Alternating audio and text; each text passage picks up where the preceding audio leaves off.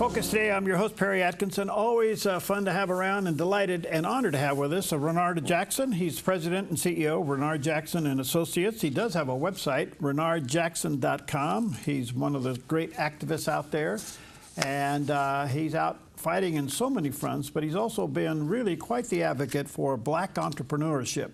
And I so appreciate his efforts in this area.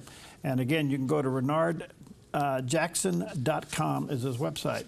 Brother Raynard, good to see you, friend. Perry, great to see you. Happy New Year. I thought you didn't love me for a minute. This is the first time me seeing you all year. I'm looking at you, man. It's good to be looked upon, trust me. You're remarkable.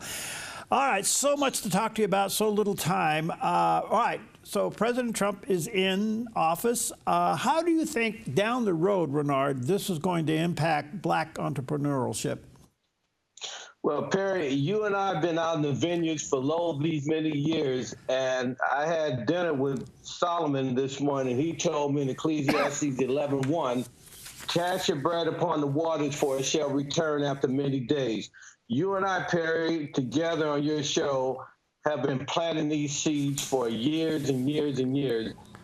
I am extremely optimistic with Trump being back in the White House, Perry. Yeah. Scott Bassett, who's a dear, dear friend of mine, who will be sworn in as Secretary of the Treasury later on this evening. Oh. I helped him with his confirmation hearing, and he's like the Jack Kemp of black entrepreneurship. He gets it. He's done several events with me across the country last year, and with him and Trump's mandate, Perry, all the things you and I have been discussing for years now are about to become reality. Trust me. Of all the things that President Trump proposes economically, which one do you think will help the black entrepreneur the most? Well, number one, the biggest one by far is getting government regulations out of the way. Let us create, let us grow businesses, let us create jobs. We don't need, just like Friday, you probably heard the fallout, Perry, from his visit to L.A. with the Mayor Karen Bass and how they got into this tense exchange. That is the fundamental problem with the government. If they create more problems in the midst of a crisis than solutions.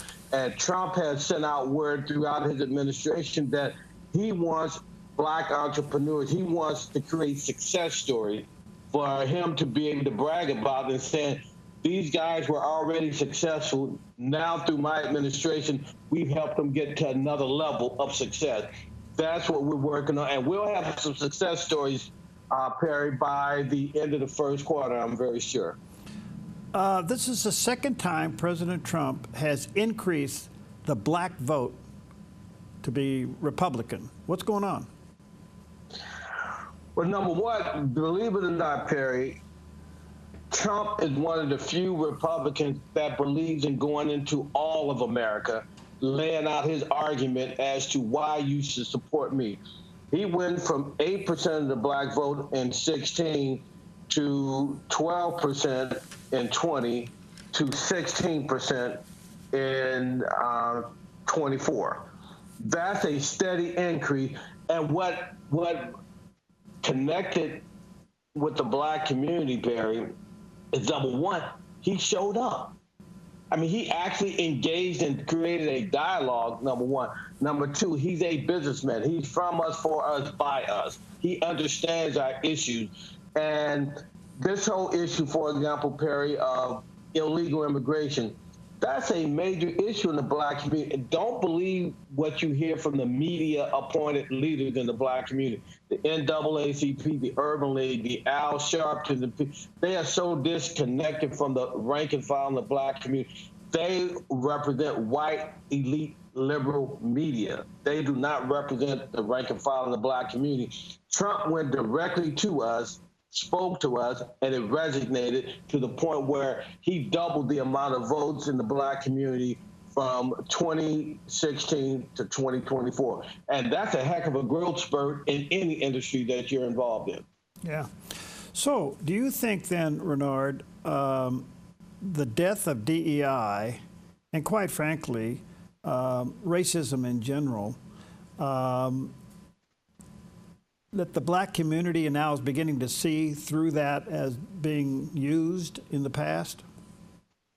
Well, a couple things on that, Perry. My godfather actually wrote the affirmative action law in 1969. He was the highest ranking black in the Nixon administration, Arthur Fletcher, who's dead now. I spent well over 30 years of my life, Perry, sitting at his feet. So most people, when you're talking about affirmative action, DEI, they read it in a book. I sat at the feet of history and heard it from the source's mouth. Now, there's a difference between affirmative action, Perry, and DEI. DEI is a radical extension of affirmative action that was never the intention of my godfather, Art Fletcher. Affirmative action, Perry, should have only been available to blacks because of our history in this country through slavery, Jim Crow, Reconstruction, segregation, and civil rights movement.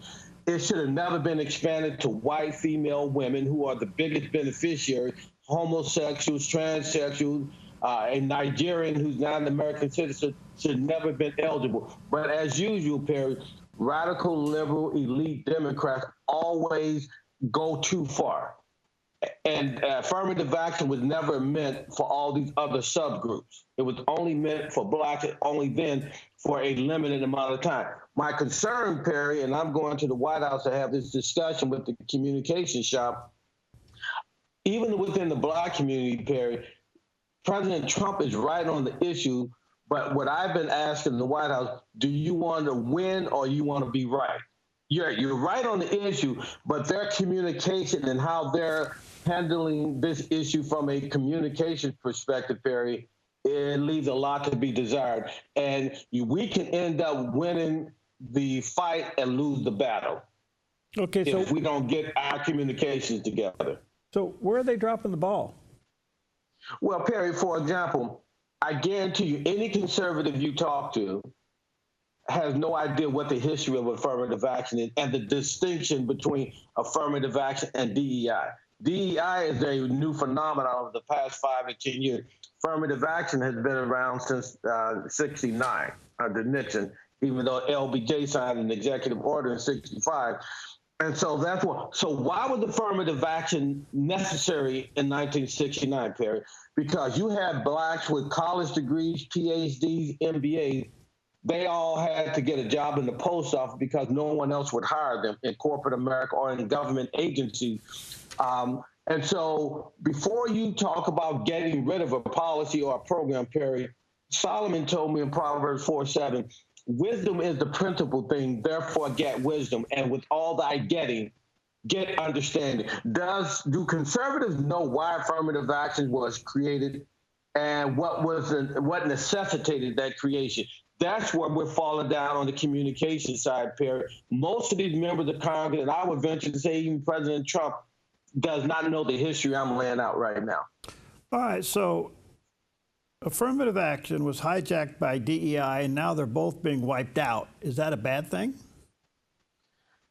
Again, do you want to win, Perry, or do you want to be right? I think President Trump wants to win because he's right on the issue. It's almost like, say with your wife, Perry, you can go home and say, sweetie, I want to just rip your clothes off and make love to you. Or you can say, hey, let's do a nice romantic dinner and I'll cook for you and I'll get you a nice bottle of wine. My point is, it's not so much are you right or wrong on the substance of the issue. How are you communicating your position on the issue? That's where we're deficient. We're right on the issue, Perry, but I think the messaging coming out of the White House and the conservative movement is almost devoid of any understanding of why these programs have gotten so far to the left and why it's necessary to get rid of. It's not just enough to tell your kid, Perry, no, you cannot go out with your friends Friday night after your high school football game. Tell them, well, no, because the friends you're going out with are not decent people, or they smoke pot, or they drink, and I don't want you. So you're right on the issue, Perry, but are you effective in communicating your rationale? Because this whole notion, Perry, that I hear conservatives saying that, well, President Trump is correcting reverse discrimination. Now, Perry, as you well know, I've been black most of my life. When you say that to a black person, reverse discrimination, we're like, what the heck are you talking about? There is no such thing as reverse discrimination in the sense that the conservative movement is portraying. So we need to better message and communicate to America what is the rationale for Trump doing what he done with these executive orders. And if we do that, again, Perry, we're right on the issue, but the messaging alone is a Achilles heel. I get it. So do you think a good job, able to buy a house, a strong economy, and just going up in the economic ladder is sufficient? No, but Perry, we have to all be a part of the American dream. We have to, and that's the problem with uncontrolled immigration, legal and otherwise. You have too many people coming to the country, Perry, that don't want to assimilate and adopt and adapt to American values. And so you have enclaves all over the country where if you don't speak Spanish, you cannot communicate because they don't speak a bit of English. That's not how you build a country, Perry. We have to take what has made America great. Our diversity is our strength. But this notion that the white community is being disadvantaged by blacks and other minorities is ludicrous. But again, because conservatives are horrible at messaging, Perry, as you and I have talked about for years and years, even when they do the right thing, Perry, they do it the wrong way. We kind of saw that over the weekend with the president and the mayor. Exactly. Right thing the wrong way, right? Right. But I think in that case, Trump was right on point. Sometimes you need to be very up in your face with these radical liberal Democrats. And you saw the people, Democratic, because most of that room was filled with Democrats, Barry. They supported President Trump's position. And every now and then, and President Trump is a genius when it comes to communication once you get him the facts. And I thought it was just a work of art, how he handled the Mayor Bass and Brad Sherman, the radical liberal Democrat from that part of L.A. But, Perry, again, what we have to decide as a movement, not only do we want to be right on the issue, but we also want to win the hearts of the people we are addressing. Right now, we're not winning the hearts of the public in general. We're winning the argument on the substance, but we have to do better to communicate what our rationale is for what we're doing and get rid of this notion about a colorblind society and reverse discrimination. That's ludicrous to black folks. All right, let me take a quick break. I have a big question for you when we come back. Raynard Jackson with us. His website is raynardjackson.com. There's a picture of the landing page. Check out his activities, be a part of what he does, raynardjackson.com. We'll be right back.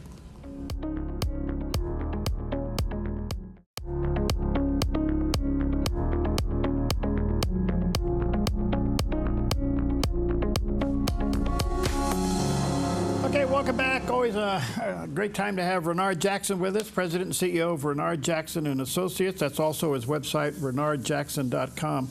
Raynard, did I hear you say that you may be working with the communications department inside the White House? Well, from the outset, yeah. So I'm creating a pipeline. So basically, what we want to do, Perry, is set up a rapid response team to be helpful to the Congress as well as the White House on not just black issues or minority issues, but just help them with messaging. Because, Perry, despite this whole diversity DEI stuff, I think we need to have various diverse voices at the table. Again, it doesn't have to be a minority issue, but I just think it is healthy, Perry. I bring a set of eyes to a communications approach that no one else can bring, because I'm from the hood of St. Louis.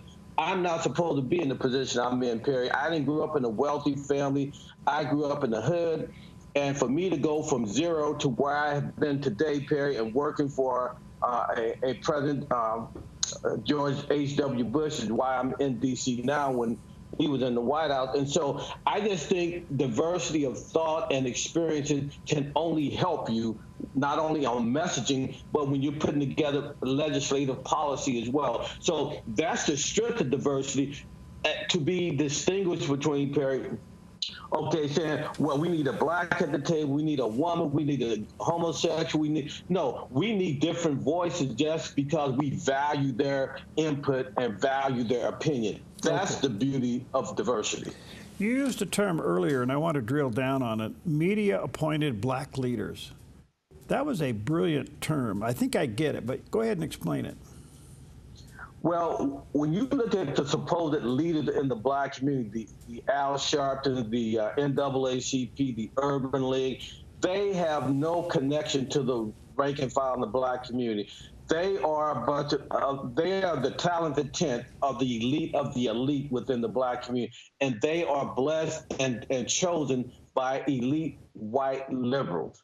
And that's what got Biden and Harris in trouble last year with the campaign.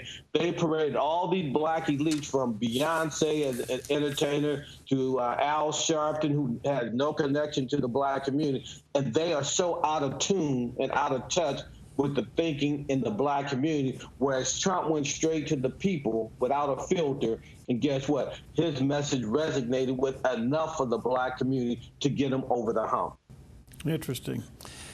Do you think the black community sees that, what you just said?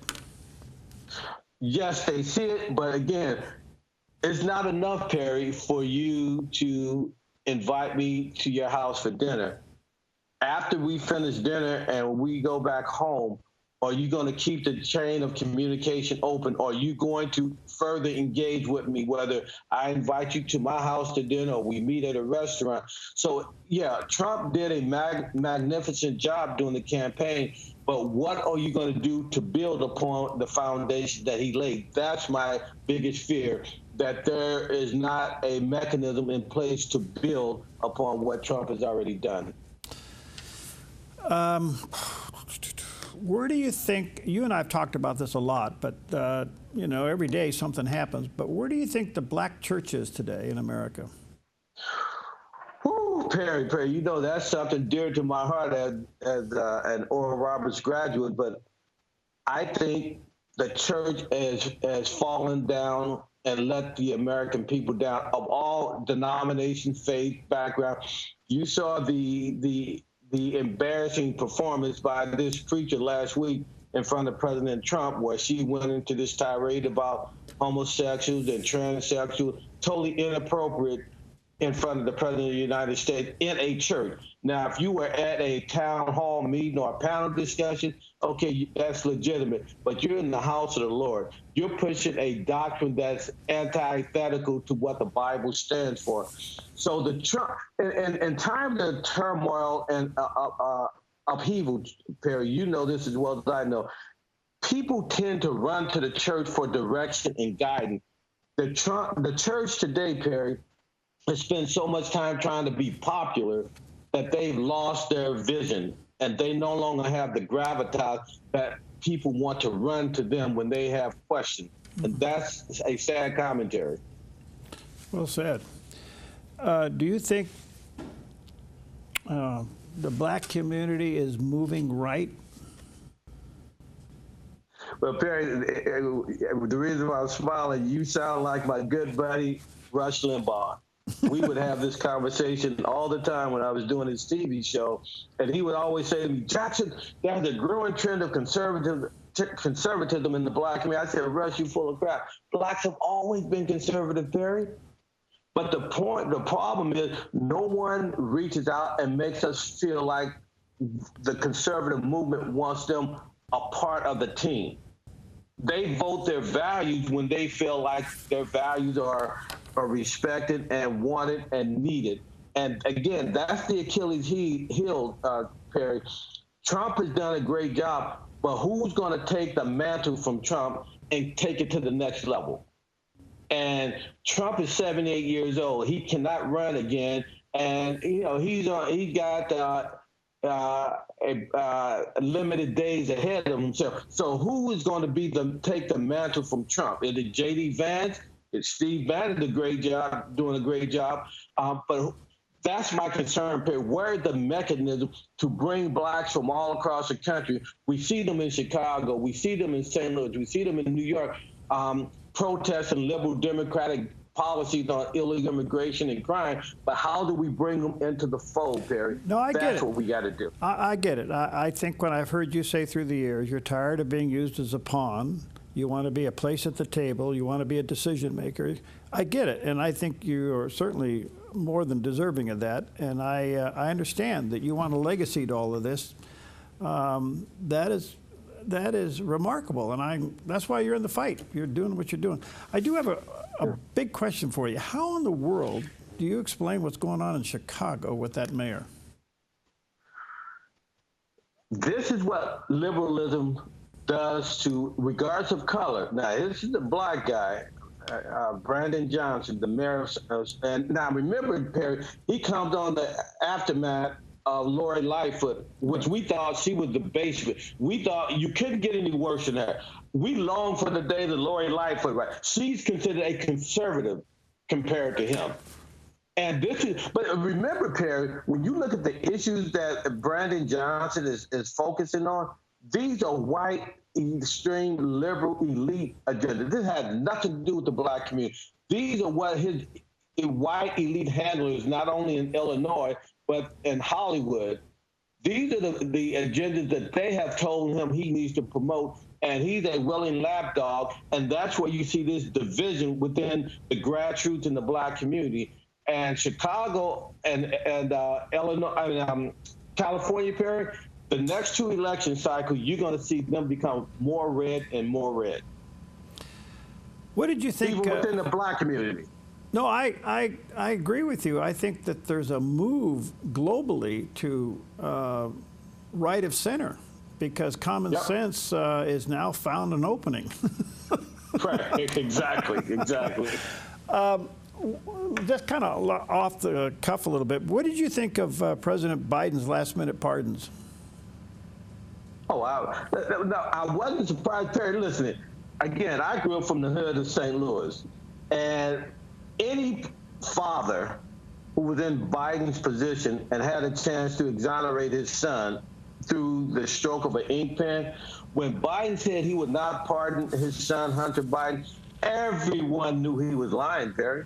I mean, what kind of father would you be to have the power to free your son legally and not do it? So that's the issue with me. He lied to our faces. And so when he did what he did on his way out the door at 11:40 a.m. last Monday, it was no surprise. But it shows you, if you didn't think your family did anything wrong, why would you issue these blanket pardons? And, oh, by the way, it's not accidental, Perry, that he chose 2014 as the begin date of that exclusion. That's when he started taking money from Ukraine as vice president. So he wanted to make sure when all that money train started flowing to him as the big guy, his 10%, all of his family members were inoculated from legal proceeding, because that's when the money started flowing. One last question, Raynard. The deportation has started. And there are some sanctuary cities where the struggle's really going to be. But for the most part, it looks like ICE is going around the country looking for the really bad criminals, illegal criminals, and getting them moved out first. What's your take? What took him so long? I mean, Trump, that's going to be one of his legacies there, where he's taking back America, securing our border. And again, that's the other issue I'm talking with the White House about, Perry.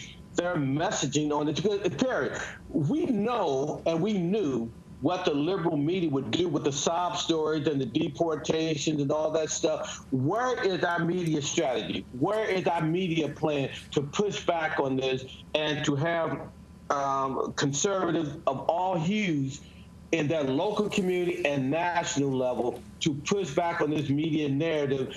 These guys are in the country illegally, Perry, so they got to go. Period. End of discussion. Good to see you, buddy. You feeling okay? You too, my friend. You feeling okay? I'm doing fine. Yeah, I'm feeling perfect. It's 4.5 years and counting, Barry. You're the man.